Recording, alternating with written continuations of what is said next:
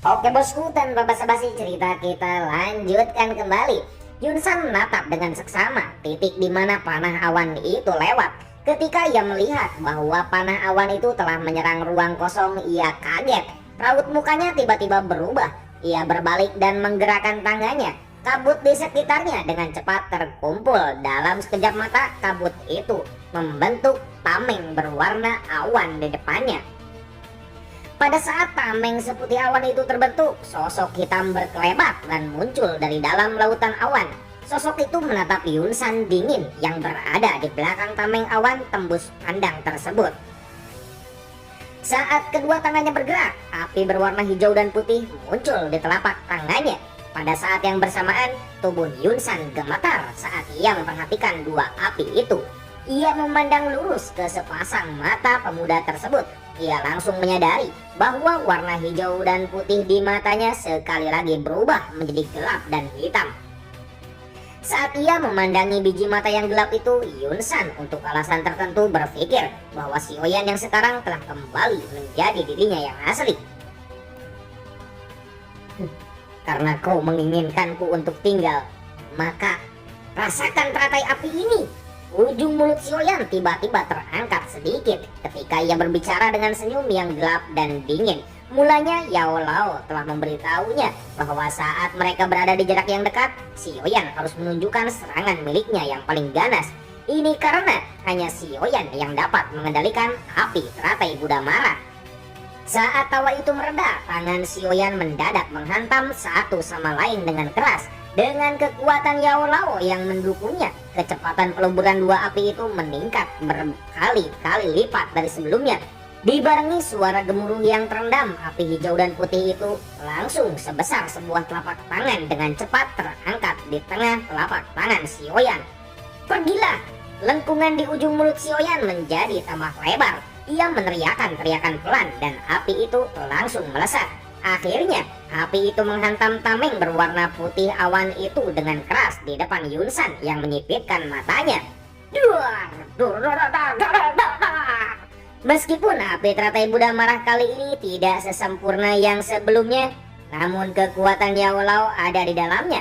Oleh karena itu, kekuatannya sama kuatnya dengan gelombang ombak pembelah api yang dipertontonkan Yao Lao barusan. Setelah ledakan bagaikan guntur itu terdengar, teratai api sekali lagi muncul dari dalam lautan awan itu. Sekumpulan awan energi di sekitarnya yang terbuat dari energi juga terlihat kabur karena serangan tersebut. Tubuh Yunsan dengan cepat menurun.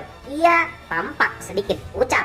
Ledakan sedekat itu hampir membuatnya terkena kekuatan penuh dari teratai api. Oleh karena itu, meskipun tameng awan melindunginya, ia masih saja tergoncang hingga harus meninggalkan lautan awan tersebut.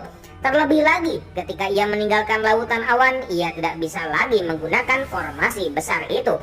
Murid-murid sekte Mystic Lord yang tak terhitung jumlahnya mengamati Yunsan yang terguncang oleh serangan Sioyan sampai ia harus menyingkir dari lautan awan. Mereka saling menatap satu sama lain dan terdiam karena alasan tertentu. Perasaan dingin juga muncul dari hati mereka. Guru besar! Ketika ia melihat Yunsan terjatuh, tangan halus Nalan Yanran langsung menutup bibir merahnya saat ia secara refleks berteriak. Pertarungan yang layak antara Daojong. Jika kita berada terlalu dekat dengan ledakan teratai api tersebut, kita pasti akan kehilangan setengah nyawa kita, kata Fama sambil tersenyum pahit. Kupikir Sioyan tidak mampu menggunakan api hijaunya lagi, namun sebenarnya ia menyimpannya untuk kabur. Dia Xingtian menggelengkan kepalanya sambil menghela nafas. Tapi kekuatan Sioyan saat ini tampaknya jadi lebih lemah seiring berjalannya waktu. Fama tiba-tiba mengernyitkan alisnya. Sebagai ahli kimia tingkat 5, penglihatan batinnya jauh melampaui kemampuan Do Huang biasa. Oleh karena itu, ia dapat merasakan perubahan Sioyan dengan cepat dan tepat. Sioyan sempat merasa ragu untuk beberapa saat di angkasa setelah ia menyerang Yunsan dari lautan awan. Ia mendadak menggertakkan giginya dan kakinya melangkah dengan lembut di atas udara. Tubuhnya tiba-tiba terjatuh dan dengan sebuah ledakan melesat menuju Yunsan. Hari ini, aku akan menagih bunga dari hutang-hutangmu. Dua api berwarna dengan cepat menyelubungi tangannya. Xiaoyan dengan pesat mendekati Yunsan yang sedang terjatuh. Saat ini Yunsan sedang merasa terguncang karena ledakan mengerikan sebelumnya. Sampai dauci di tubuhnya tidak bisa terhubung. Oleh karena itu ia hanya bisa memandang saat Xiaoyan datang untuk mendekat. Orang tua, karena kau telah memerintahkan untuk mengejar dan membunuhku, maka aku akan membunuhmu terlebih dahulu. Tawa dingin terdengar ketika tangan Xiaoyan menghantam dada Yunsan dengan keras. Tepat saat ia hampir berhasil, suara yang menunjukkan kepanikan terdengar. Xiaoyan, jangan!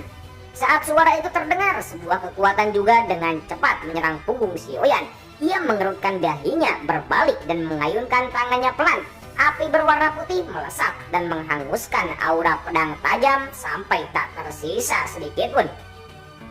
Matanya dingin saat ia melihat Yun yang memegang sebuah pedang panjang di tangannya. Ia berkata dengan senyuman pahit, "Kau juga ingin menyerangku? Xiaoyan, aku adalah pemimpin sekte Mystic Cloud. Aku harus melindungi reputasi sekte Mystic Cloud. Terlebih lagi, Yunsan adalah guruku. Aku tidak bisa membiarkanmu menyakitinya," kata Yun dengan senyum pahit. "Kau pikir aku punya kesempatan untuk hidup jika aku jatuh ke dalam genggaman kali ini?" Xiaoyan mengejek. Yun terdiam. Ada kegelisahan di wajah cantiknya. Tangan Xiaoyan sedikit gemeteran. Ia menghirup udara dalam-dalam, berbalik dengan tiba-tiba dan mengayunkan tangannya ingin melemparkan api kepada Yunsan yang terjatuh. Melihat tindakan Xiaoyan itu, Yun menggertakkan gigi putihnya. Ia mengepakkan sayap angin di punggungnya dan menghunuskan pedang panjang di tangannya ke arah punggung Xiaoyan. Apapun yang terjadi, posisinya sebagai pemimpin sekte membuatnya terus memikirkan reputasi sektenya. Sangat mustahil baginya untuk melihat reputasi sekte Mystic Cloud yang sudah dibangun selama beberapa generasi dihancurkan oleh Xiaoyan. Angin dingin yang ia rasakan dari belakang punggungnya membuat hati Xiaoyan menjadi bertambah dingin. Mungkin ia tidak begitu berarti di hati Yun dibandingkan dengan sekte Mystic Cloud. Xiaoyan menghela nafas pelan di dalam hatinya. Ia perlahan menggelengkan kepalanya dan berhenti mengejar untuk membunuh Yunsan. Ia berbalik dan menyaksikan Yun yang menyerangnya dengan penuh acuh tak acuh. Berhati-hatilah. Saat Xiaoyan berbalik, dua teriakan yang tergesa-gesa terdengar. Satu dari mulut Yun, yang lainnya adalah peringatan dari Yao Lao di dalam tubuhnya. Teriakan itu terdengar saat Xiaoyan juga merasakan sesuatu. Ia dengan segera menoleh dan sosok putih berkelebat di biji matanya. Wajah yang padat dan tebal tiba-tiba muncul. Ternyata itu adalah wajah Yunsan yang tadi sedang terjatuh. Selesai sudah, Xiaoyan. Tinju yang di dalamnya terdapat ledakan gelombang suara dan kekuatan tekanan yang sangat besar membuat teriak-teriak muncul di ruang sekitar tinju tersebut. Tinju yang diselubungi oleh kabut itu menghantam punggung Xiaoyan dengan keras seperti badai petir di depan biji mata Xiaoyan yang menyempit.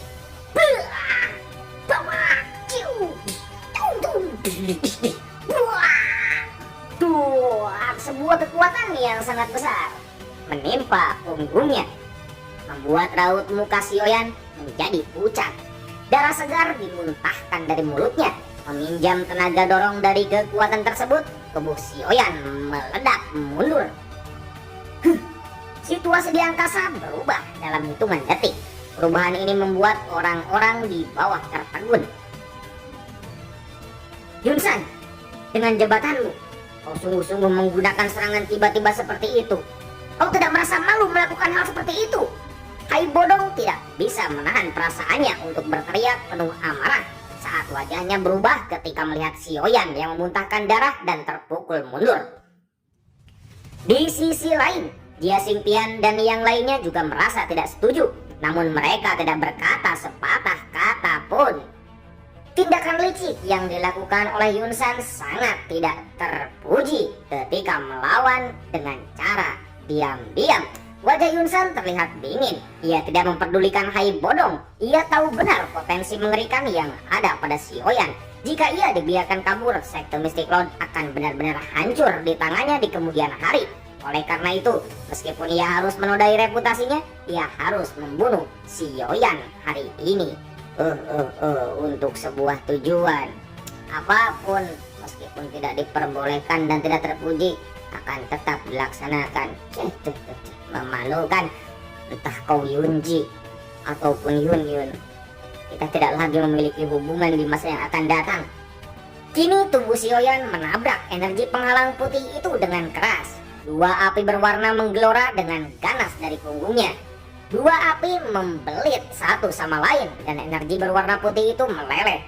Seketika Sioyan seperti bintang jatuh dengan dua warna saat ia menghantam hutan lebat tanpa tepi di gunung itu. Yunsan, aku Sioyan hari ini akan mengingat tapak ini di dalam hatiku. Dan di masa yang akan datang, aku akan membuatmu membayar 10 kali lipat dari apa yang kau lakukan hari ini. Tubuhnya masih terjatuh dengan cepat ke dalam gunung yang dalam itu, ketika tawa yang kental dari Sioyan menggema di angkasa di atas alun-alun. Niat membunuh yang terkandung di dalam tawa itu menumbuhkan rasa ngeri bagi murid-murid sekte Mystiklon. Wajah Yunsan berwarna hijau saat ia memandang titik di mana Sioyan menghilang. Ia mengayunkan tangannya. Teriakan dinginnya bergema di seluruh sekte Mystiklon. Semua diaken dan ketua sekte Mystiklon, dengarkan aku. Pimpin kelompok kalian dan segeralah masuki wilayah dalam gunung ini. Temukan Sioyan.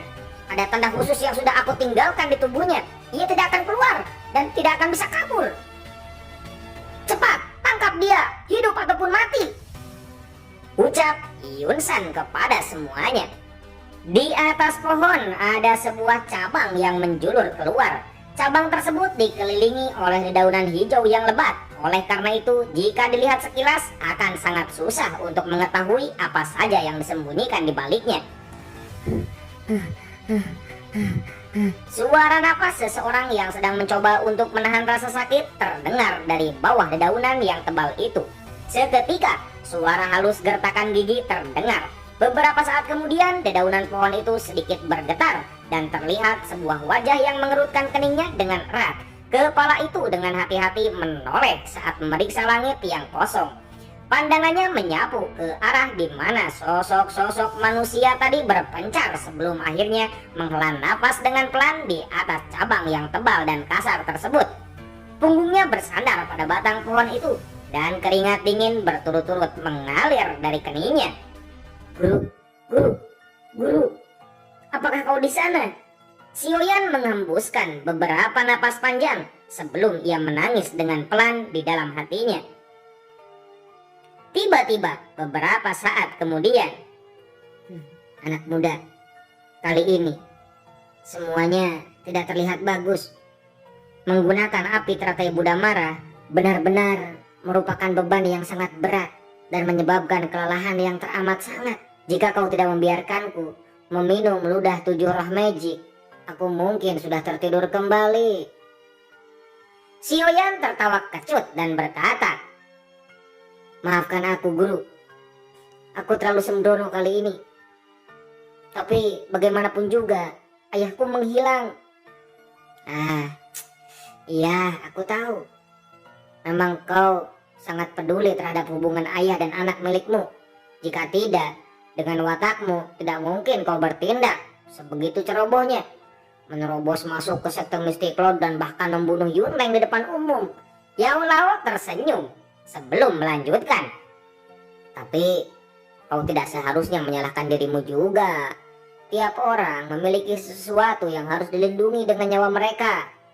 Jika tidak, apakah seseorang bisa dibilang sebagai manusia jika tidak memiliki hasrat?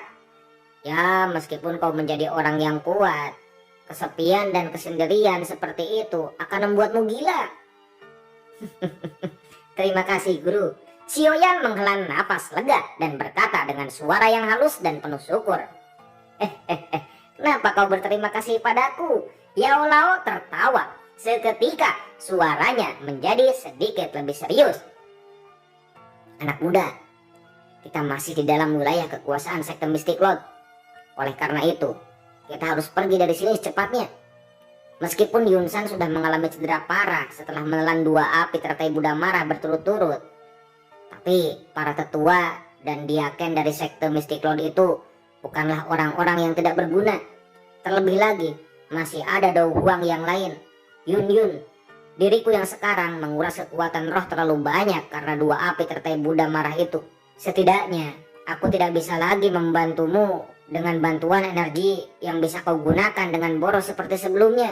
Ditambah lagi, serangan dari Yun San tadi telah meninggalkan jejak energi di tubuhmu. Aku yang sekarang hanya bisa mencoba untuk menahan pancaran energi tersebut. Jika aku memaksa menghancurkannya, Yun San akan langsung tahu. Xiaoyan mengangguk pelan. Tinjunya menjadi semakin erat saat ia mengangkat wajahnya.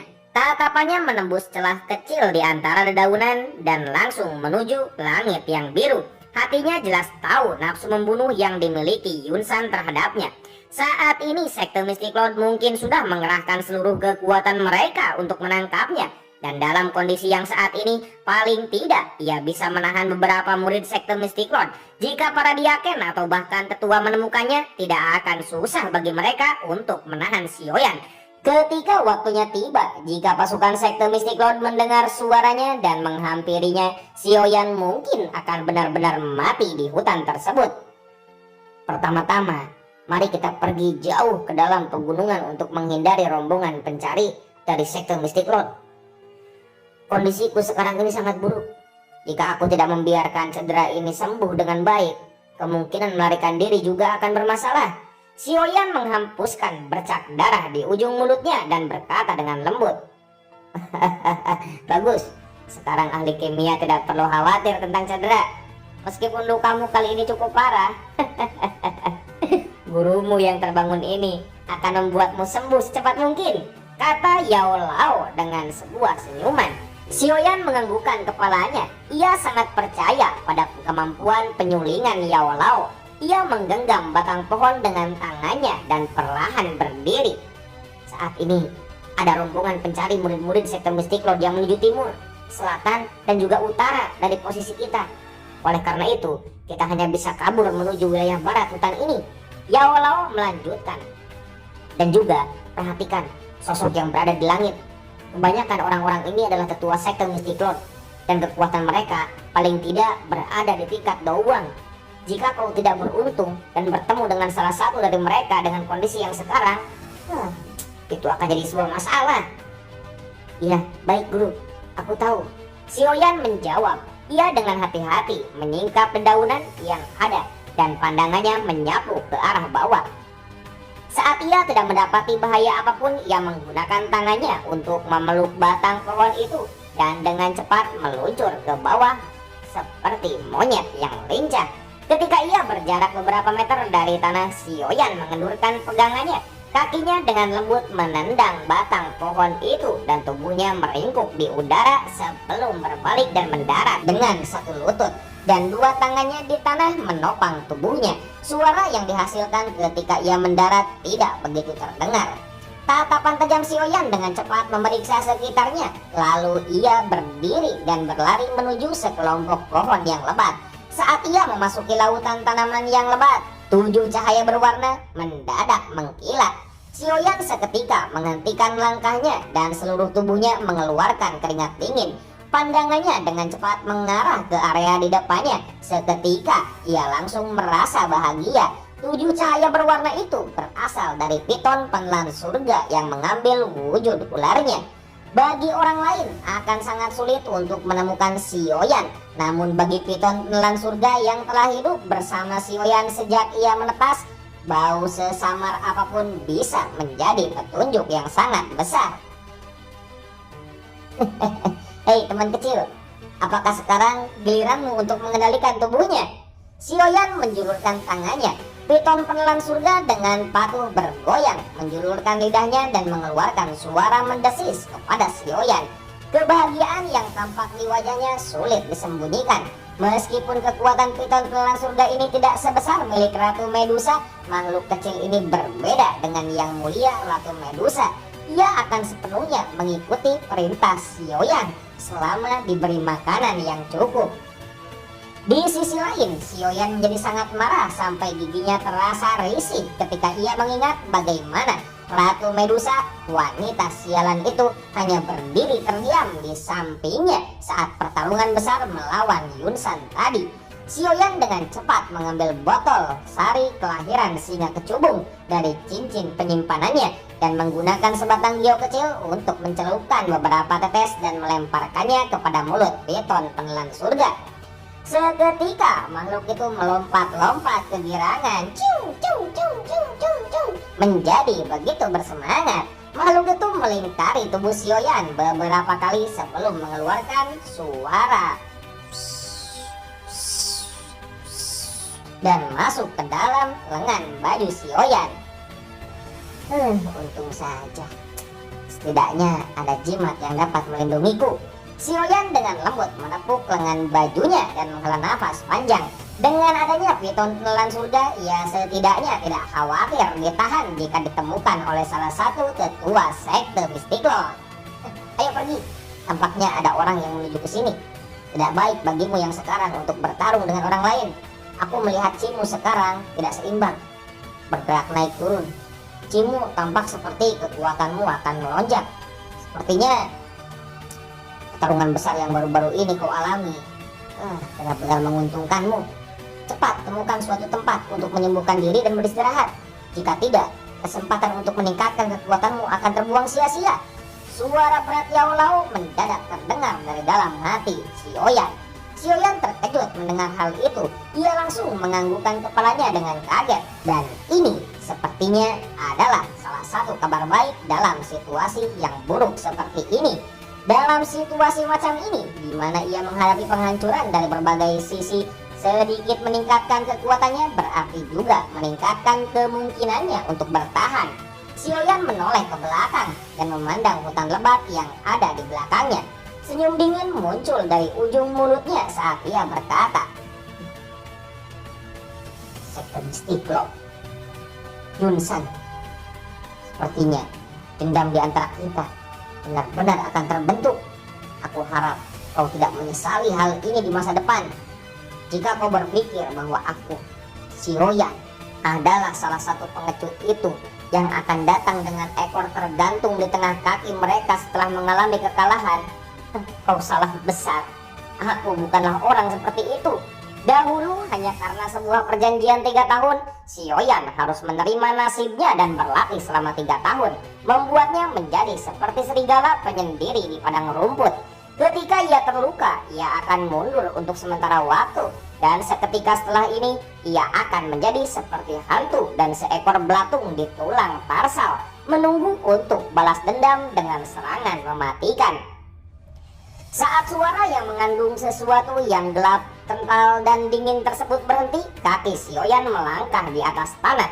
Tubuhnya berubah menjadi bayangan hitam yang dengan cepat menghilang menuju hutan yang gelap dan hitam itu. Setelah Sioyan menghilang, tempat itu menjadi sunyi, dan 10 menit kemudian 10 sosok mendadak meloncat keluar dari hutan yang lebat itu. Mereka membawa pedang panjang ketika mengamati daerah di sekitar mereka dengan ekspresi kelam. Ketika mereka menyadari bahwa tidak ada pergerakan, mereka menghela nafas lega dengan lembut. Mereka saling bertukar pandang dan mereka semua tersenyum pahit serta menggelengkan kepala mereka. Seorang murid sekte Misticlone yang merupakan pemimpin kelompok itu perlahan melangkah maju. Ia mengayunkan pedang besar dan pedang itu memancarkan sekilat cahaya, memunculkan simbol yang tidak begitu jelas pada sebuah pohon di dekatnya. Setelah ia melakukan ini, ia menoleh dan berkata dengan halus, kita telah selesai menyusuri tempat ini. Jika kita bergerak maju, kita akan memasuki wilayah barat laut pegunungan hewan ajaib. Asalkan kalian tahu, tingkatan hewan ajaib ini tidaklah remeh. Akan cukup susah bagi kita untuk mencari di sana. Sepertinya kita harus mengabari para tetua untuk menggunakan pasukan terbang. Ketika ia berbicara, ia dengan cepat mengeluarkan peluit bambu dari kantong depannya dan menempelkan di bibirnya. Ia meniup peluit itu dan suara yang lumayan tajam terdengar dari bambu itu. Akhirnya suara itu membentuk benda berbentuk gelombang yang dengan cepat menyebar ke seluruh hutan.